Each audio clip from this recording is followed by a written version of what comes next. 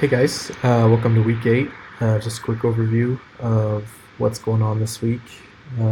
We have another exam number 2.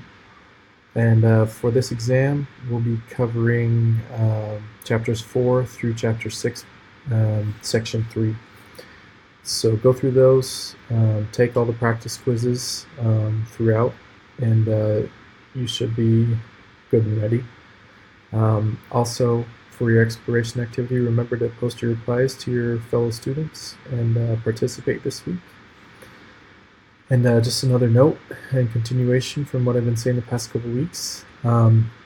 If you have any missing assignments, any late work, please reach out to me. I know the syllabus says there's zero tolerance, no late work, but I'm a little more lenient than that.